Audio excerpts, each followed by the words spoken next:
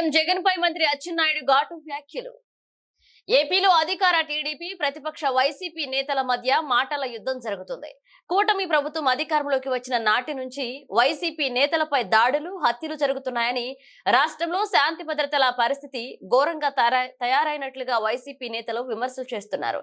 కొన్ని రోజుల క్రితం వైసీపీ అధినేత జగన్ నేతృత్వంలో పార్టీ ప్రజాప్రతినిధులు, నేతలు ఢిల్లీకి వెళ్లి మరీ నిరసన కార్యక్రమాన్ని నిర్వహించారు.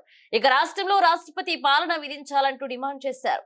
తాజాగా నంద్యాల, జగ్గయ్యపేటలలో జరిగిన ఘటనలను ఉదాహరిస్తూ ఏపీలో ప్రజాస్వామ్య ప్రభుత్వం స్థానంలో ముఠాపాలన కనిపిస్తోందంటూ వైసీపీ అధినేత మాజీ సీఎం జగన్ విమర్శించారు. జగన్ వ్యాఖ్యలపై వ్యవసాయ శాఖ మంత్రి కింజరపు అచ్చెన్నాయుడు స్పందిస్తూ జనం చీకొట్టిన జగన్ మాత్రం తన చీటింగ్ బుద్ధి మార్చుకోలేదంటూ ఆగ్రహాన్ని వ్యక్తం చేశారు. ప్రజలు 11 స్థానాలకు పరిమితం చేసిన జగన్ లో ఎటువంటి మార్పు రాలేదన్నారు.